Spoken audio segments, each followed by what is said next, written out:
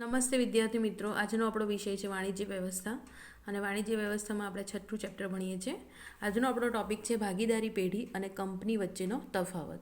હવે અહીંયા તફાવતના મુદ્દાઓ આપેલા છે એ પ્રમાણે આપણે એક એક તફાવતના મુદ્દા ભણીશું. હવે આગળ આપણે ભાગીદારી પેઢીની વ્યાખ્યા ભણી ગયા છીએ. તો ભાગીદારી પેઢીની સ્થાપના વિધિ કેવી છે, એની નોંધણી કેવી છે, મરજિયાત છે, અલગ એને કાનૂની અસ્તિત્વ મળતું નથી. જ્યારે કંપનીની જે સ્થાપના વિધિ છે લાંબી છે, અટપટી છે અને નોંધણી ફરજિયાત કરવી જરૂરી છે અને અલગ કાનૂની અસ્તિત્વ મળે છે. એટલે ભાગીદારી પેઢીની સ્થાપના વિધિ સરળ છે, જ્યારે કંપનીની સ્થાપના વિધિ સરળ નથી. ત્યાર પછી સભ્ય સંખ્યાની વાત કરીએ તો કે ઓછામાં ઓછા કંપનીધારો જે છે એ પ્રમાણે અહીંયા ભાગીદારીની કલમ મુજબ 100થી વધુ નહીં, પરંતુ અત્યારે સરકારશ્રી દ્વારા 25 ભાગીદારો મહત્તમ 25 સભ્ય સંખ્યા નક્કી કરેલી છે. જ્યારે અહીંયા કંપનીની અંદર જાહેર કંપનીમાં ઓછામાં ઓછા 7 અને વધુમાં વધુ અમર્યાદિત, જ્યારે ખાનગી કંપનીઓ તો ઓછામાં ઓછા 2 અને વધુમાં વધુ 200 એની સભ્ય સંખ્યા નક્કી કરવામાં આવેલી છે. ત્યાર પછી આપણે મૂડીની વાત કરીએ તો કે ભાગીદારી પેઢીમાં મૂડીનું પ્રમાણ કેવું છે? ઓછું છે.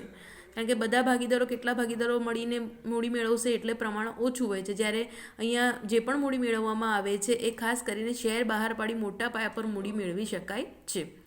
ત્યાર ઉપરાંત હિસ્સા કે હિતની ભાગીદારીની ફેરબદલીની વાત કરીએ તો કે ભાગીદારોની સંમતિથી તમે હિસ્સોની ફેરબદલી કરી શકો નહીં.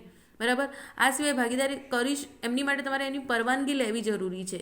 જ્યારે અહીંયા તેના સભ્યો જે છે એ શેરની ફેરબદલી સરળતાથી કરી શકે છે. પણ હા, ખાનગી કંપની હોય, ખાનગી પેઢી હોય તો શેરબદલી પર નિયંત્રણ મૂકવામાં આવે છે. ત્યાર પછી અહીંયા જવાબદારીની વાત કરીએ તો કે ભાગીદારી પેઢીમાં બધા જ ભાગીદારોની જવાબદારી કેવી છે? અમર્યાદિત. અમર્યાદિત શબ્દ આપણે પહેલાં પણ ભણી ગયા છે કે અમર્યાદિત એટલે શું? તો કે જો ભાગીદારી પેઢી ખોટમાં જાય, વિસર્જન થાય તો પોતાની અંગત મિલકતો લાવીને પણ એમણે દેવું ચૂકવવું પડે છે. એટલે એમની જવાબદારી કેવી છે? અમર્યાદિત.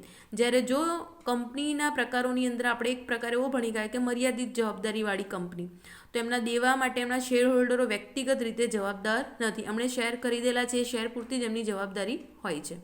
ત્યાર પછી સંચાલનની વાત કરીએ તો કે પેઢીનું સંચાલન જે ભાગીદારો પોતે કરે છે. જ્યારે અહીંયા બોર્ડ ઓફ ડિરેક્ટર્સ દ્વારા જે ચૂંટાયેલા સંચાલકો છે એ કંપનીના સંચાલન કરે છે. ત્યાર પછી આયુષ્યની વાત કરવામાં આવે તો કે કોઈ ભાગીદારનું અવસાન થાય, નાદાર જાહેર થાય, અસ્થિર મગજનો થાય તો ભાગીદારોનું વિસર્જન આપોઆપ થઈ જાય છે અને એનું આયુષ્ય કેવું છે? ટૂંકું છે. જ્યારે અહીંયા વાત કરીએ તો કે કંપનીના સભ્યોનું કોઈ મૃત્યુ થાય, નાદાર જાહેર થાય, અસ્થિર મગજનો થઈ જાય તો કંપનીના અસ્તિત્વનો અંત આવતો નથી. અહીંયા પેઢીનું આયુષ્ય કેવું છે? આપણને લાંબુ જોવા મળે છે. ત્યાર પછી રહસ્યોની વાત કરીએ તો કે ધંધામાં ખાસ કરીને ભાગીદારી પેઢીમાં રહસ્યોની જાળવણી થઈ શકે છે, પરંતુ અહીંયા ધંધાના રહસ્યોની જાળવણી થઈ શકતી નથી. આપણે સ્થાપના વિધિમાં ભણી ગયા કે રજિસ્ટ્રાર સમક્ષ નોંધણી કરાવવી પડે, જાહેર જનતા સમક્ષ દસ્તાવેજો બતાવવા પડે, એટલે અહીંયા રહસ્યો જાળવવા મુશ્કેલ છે. ભાગીદારી પેઢીની વાત કરીએ તો કે પરિવર્તનશીલ છે. જ્યારે કંપની એ બધું રજિસ્ટ્રાર સમક્ષ નોંધાવેલું હોય છે એટલે પરિવર્તન કરવું મુશ્કેલ છે. ત્યાર પછી ભાગીદારીમાં એના કર્મચારીઓ હોય, ગ્રાહકો હોય તો સીધો સંપર્ક રાખી શકે છે, જ્યારે અહીંયા વ્યક્તિગત સંપર્કનો અભાવ જોવા મળે છે. ત્યાર પછી વાત કરીએ તો કે વિસર્જન જે છે કે ભાગીદારી પેઢીમાં કરાર અનુસાર અથવા કાયદાએ નક્કી કરેલા સંજોગોમાં કે ભાગીદારો ઈચ્છે ત્યારે ભાગીદારી પેઢીનું વિસર્જન કરી શકે છે. જ્યારે કંપનીની અંદર કંપનીનું વિસર્જન કરવાનું કાયદા પાલન રીતે જ થઈ શકે છે. એ દ્વારા ભાગીદારી પેઢીનું વિસર્જન થઈ શકતું નથી. એટલે અહીંયા વિસર્જનની વાત કરવામાં આવે તો ભાગીદારી પેઢીનું વિસર્જન થઈ શકતું નથી. ત્યાર પછી આપણે બીજો તફાવતનો મુદ્દો ભણીએ વિદ્યાર્થી મિત્રો કે ખાનગી કંપની અને જાહેર કંપની.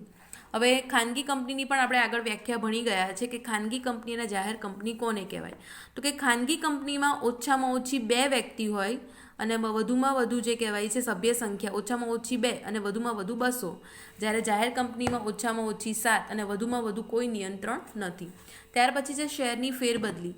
તો કે શેરની ફેરબદલી પર ખાનગી કંપની પર નિયંત્રણ મૂકવામાં આવે છે, જ્યારે અહીંયા મુક્ત રીતે તમે કરી શકો છો. જાહેર જનતાને ખરીદવા માટે આમંત્રણ આપી શકાતું નથી ખાનગી કંપનીમાં. જ્યારે વિજ્ઞાપન પત્ર બહાર પાડીને તમે જાહેર જનતાને ડિબેન્ચર કે શેર ખરીદવાનું આમંત્રણ આપી શકો છો. ત્યાર પછી ખાનગી કંપનીની વાત કરીએ તો કે એક વ્યક્તિની કંપની હોઈ શકે. બરાબર. એક વ્યક્તિની કંપની ડિરેક્ટર કે એકમાત્ર સભ્ય તરીકે કરાર અહીંયા કરી શકાય છે. જ્યારે જાહેર કંપનીમાં આવું કોઈ જ એક વ્યક્તિની કંપની નથી. જાહેર કંપની આવું કોઈ જ કરાર કરી શકતી નથી. ત્યાર પછી સંચાલકોની વાત કરીએ તો કે ઓછામાં ઓછા ખાનગી કંપનીમાં 2 સંચાલકો હોય છે, જ્યારે જાહેર કંપનીમાં ઓછામાં ઓછા 3 અને એમાં એક મહિલા સદસ્ય હોવી અનિવાર્ય છે. ત્યાર પછી કંપનીનું નામ આગળ પણ આવી ગયું છે કે ખાનગી કંપની હોય તો પ્રાઇવેટ લિમિટેડ, અને જવાબદારીવાળી કંપની હોય તો પ્રાઇવેટ શબ્દ પાછળ લખવો, અમર્યાદિત જવાબદારીવાળી કંપની હોય ખાનગી કંપની હોય તો પ્રાઇવેટ શબ્દ લખવો જરૂરી છે. જ્યારે અહીંયા મર્યાદિત જવાબદારીવાળી જાહેર કંપની હોય તો પાછળ લિમિટેડ શબ્દ લખવામાં આવે છે.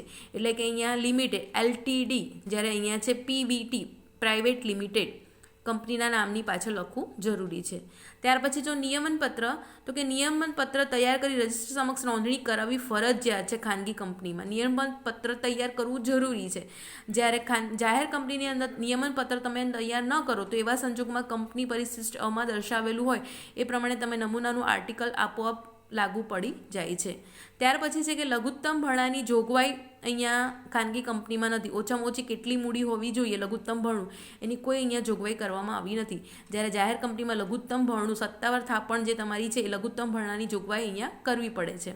ત્યાર પછી તમે જો નવા શેર બહાર પાડો તો કે નવા શેર બહાર પાડવામાં આવે ત્યારે તમે કંપનીના વર્તમાન સભ્યો સિવાય અન્ય વ્યક્તિને પણ શેર માટે આપી શકો છો, શેરની વેચાણ કરી શકે છે. પણ અહીંયા જો ત્યારે તમે જાહેર કંપની હોય નવા શેર બહાર પાડવા હોય તો તમારે પ્રથમ કંપનીના જે સભ્યો છે એમને દરખાસ્ત કરવી પડે, ત્યાર પછી જ તમે બીજા બહારના વ્યક્તિને આવા શેર વેચી શકો છો. તો વિદ્યાર્થી મિત્રો, આપણે જે કહેવાય છે કે ભાગીદારી પેઢી અને કંપની વચ્ચેનો તફાવત ભણી ગયા, અને આ હતો ખાનગી કંપની અને જાહેર કંપની વચ્ચેનો તફાવત. આ બંને તફાવત જે છે એ બહુ જ મોસ્ટ IMP પ્રશ્નો છે અને બંને 5 માર્કની અંદર પ્રશ્નો પૂછાય છે.